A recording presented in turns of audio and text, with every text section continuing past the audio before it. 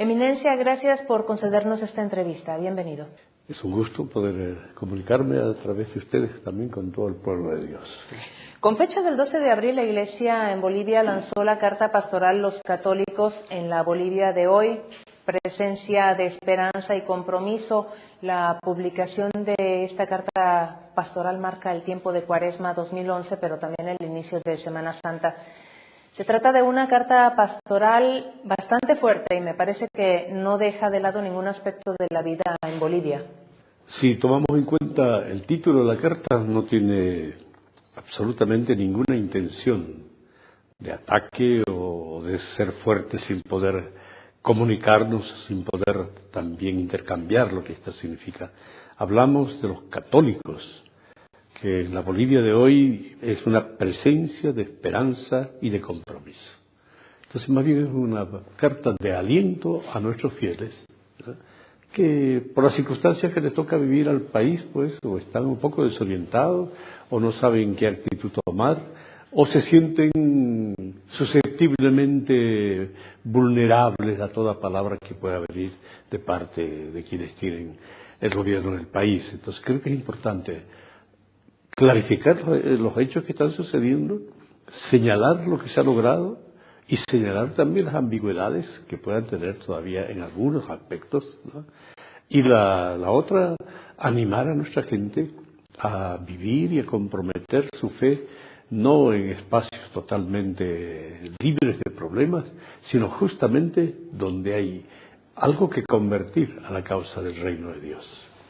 Usted, en cierto sentido, me está hablando de las intenciones de la Iglesia en Bolivia para publicar esta carta pastoral. Sin embargo, se habla de todos los argumentos posibles en la vida social de la Iglesia en Bolivia, de los habitantes, el acceso a la educación, el derecho a la vida. Se siente una marcada diferencia entre los aspectos que está tratando el gobierno con los aspectos que quiere promover la Iglesia. ¿Es así? Es decir, nosotros partimos de la vivencia de una iglesia que, por ser expresión y signo del reino de Dios, toca la integridad de los problemas que afectan a nuestra gente. Por lo tanto, habrá aspectos materiales que es absolutamente necesario conocerlos y saber cómo se puede utilizar todo eso para buscar el bienestar de todos, ¿eh? Sabemos que no siempre es así. Y sabemos, pues, que la angurria de amontonar o de acrecentar fortuna a como dé lugar puede dar ocasión a dejar marginados a miles de hermanos. Sabemos también que la Iglesia no va a negar, por supuesto, jamás también la vocación trascendente de la persona. La persona no se acaba en los límites terrenales, sino la persona, por gracia de nuestro Dios, en el que creemos y al que tenemos que confesar, es una persona llamada a eternizar su vida, para poder gozar siempre de esa presencia salvadora de nuestro Señor. Entonces, esto es lo que le da quizás a la carta una característica especial, ¿no? No toca solo un aspecto que podría ser muy bien manipulado para decir esto es un ataque total a este grupo o a aquel, o que podría ser una fuga. Nosotros no estamos en ninguno de los dos campos. Es una orientación para no dejarnos atrapar solamente por lo material o en la búsqueda legítima de lo material, pero tampoco olvidarnos de la importancia de poder ir mucho más lejos y trascender nuestras fronteras. Digamos que desde diciembre pasado se está viviendo una realidad particular al interno de la Iglesia con una nueva ley proclamada por el gobierno que impide la participación de la Iglesia en la educación. Esta carta pastoral aborda el argumento de la educación. ¿Esta carta pastoral tiene algún objetivo? ¿Es un mensaje que se está tratando de dar no solamente a los fieles, sino también al gobierno del país? Bueno, nosotros damos el mensaje especialmente a nuestra gente, a los que creen. Evidentemente que esto tiene incidencias en la sociedad en que se vive, ¿no? Y tiene que ser también escuchada, guste o no guste, por muchas personas. Pero no se trata de un pequeño mensaje de coyuntura. Es una carta bastante seria, profunda, que debe ser tomada como instrumento de reflexión, como instrumento de meditación, como instrumento al que hay que acudir cuando se van presentando o se van repitiendo los problemas que ya nos han tocado vivir. ¿Qué espera la Iglesia de Bolivia después de la publicación de esta carta? En primer lugar, que nuestros fieles se sientan rehabilitados en su manera de actuar, ¿no? Es decir, con más convicción, con más claridad y sobre todo sabiendo que esta circunstancia que nos toca vivir no es una circunstancia pasajera, es algo que va a durar y que es importante eso estar listos para poder mantener, como decimos los cristianos, la lámpara de la vida, de la luz encendida aún en medio de los problemas. Otro argumento que ha sido tratado recientemente es aquel de la participación de la Iglesia en eventos interreligiosos. A su juicio, ¿no es un poco de falta de información por parte del gobierno del país el hecho de pretender? Yo creo que es una falta de información, porque todo el movimiento ecuménico en Bolivia,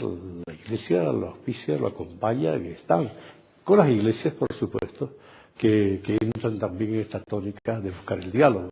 Y el diálogo interreligioso también se está realizando, ¿no? Lo que hay una especie de celo o qué sé yo, lo que se pretende de algunos personeros de gobierno es querer que la Iglesia entre en lo que el gobierno llama diálogo interreligioso u oración ecuménica, que son textos preparados por las autoridades de gobierno, de un gobierno laico, ¿no? Y que quiere que realmente todos los que tenemos fe tengamos que repetir esas palabras en público delante de la televisión o llevarnos los aplausos de un grupo. Nosotros tenemos que ser fieles también, sobre todo a la esencia misma de cómo los cristianos sobre todo nos comunicamos con Dios, a través de palabras sencillas como la del Padre Nuestro, a través de respuestas sencillas de lo cotidiano, y no nos pide nuestra fe que armemos cada vez algún escenario para asustar o amedrentar a nosotros. Un aspecto que me llama mucho la atención es el de que los bolivianos son en su mayoría católicos y cristianos. Esto significa que cuando se trata de promover a los pueblos originarios de Bolivia, que está compuesto por diversos pueblos indígenas, en su mayoría, se está tratando de hacer una separación y utilizar las creencias religiosas de antaño como motivo de, digamos, de discordia. Yo creo que esto puede existir en algunos grupos que están ahora en el gobierno. Es también una ideología, responde a eso, oponer a todo aquello, a toda aquella presencia que para ellos es un obstáculo, una molestia o una piedra en el zapato, para utilizar las fórmulas más corrientes. Pero yo creo que nuestra gente, nuestros pueblos, han aceptado, no diremos en su integridad, pero han aceptado la novedad del Evangelio, han tratado de comprenderlo a lo largo de los siglos, quizás lo han mezclado con sus propias creencias, y eso es lo que subsiste, y yo creo que eso es fuerte.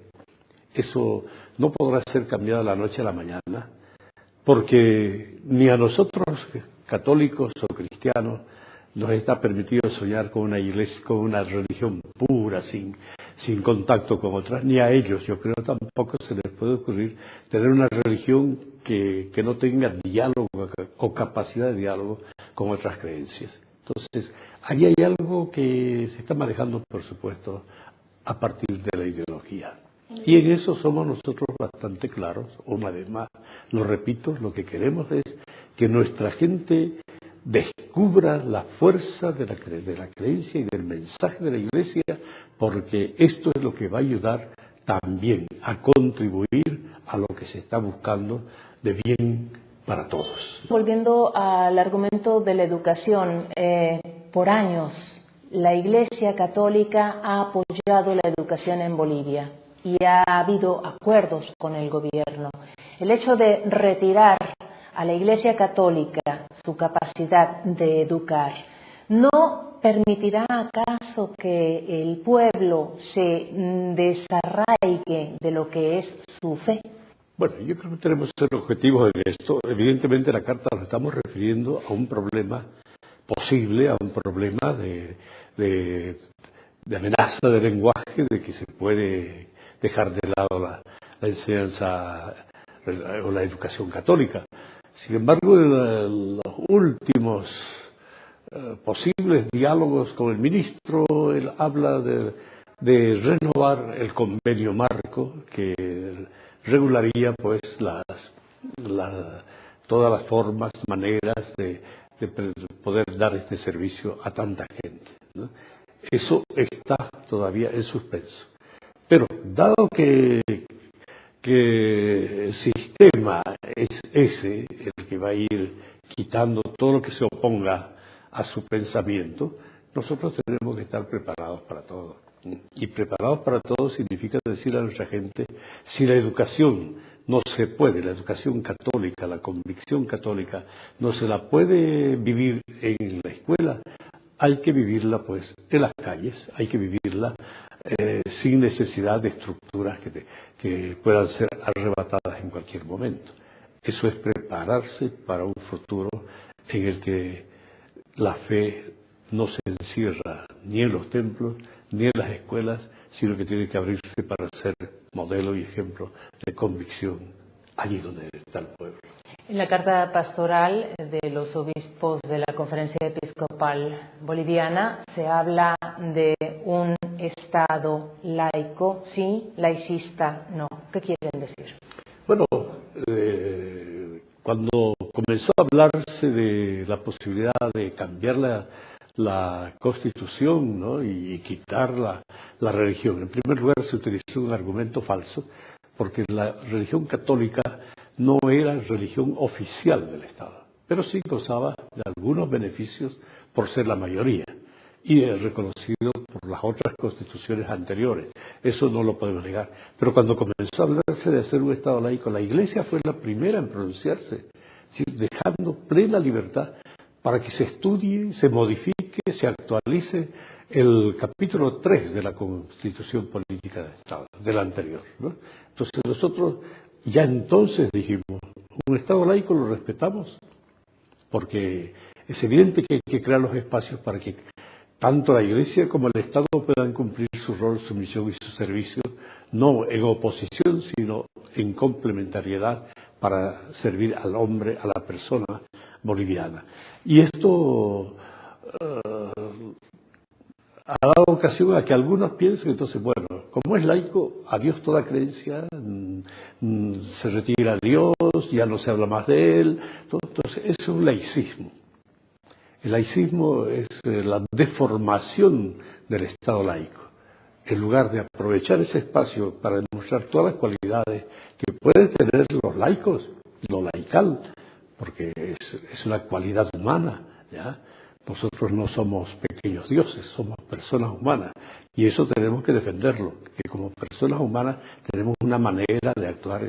Pero cuando ya se quiere prescindir o se quiere arrebatar la capacidad de dialogar, de pensar, de tener lo trascendente también como una de las aspiraciones de la persona humana, allí por supuesto que se convierte en un centro de fanatismos, ¿no?, en un centro que puede llevar a unos oscurantismos tremendos. Eminencia, modelos como el que se está dando en Bolivia ya se están dando en otros países de Sudamérica. La Iglesia boliviana tiene temor de repetir algunos patrones que se están viviendo actualmente en otros países. Bueno, temor no, pero objetividad sí, tenemos que ser observantes, y ver que lo que está pasando con algunos hermanos de otras naciones puede acontecernos también a nosotros como puede acontecer a otros. Entonces, en lugar de encerrarnos en los miedos, tenemos que ser capaces de abrir, ¿no?, las perspectivas y los horizontes. ¿Hay o no hay espacio para la cooperación entre Iglesia y Estado? En todas partes yo creo que tenemos que buscar eso, ¿no? Y espacio quiere decir que cada uno sepa cuál es el sentido de su misión y cómo la misión del Estado y la misión de la Iglesia son para servir a la persona humana. El Estado procurará todo lo que sea necesario para un bienestar material.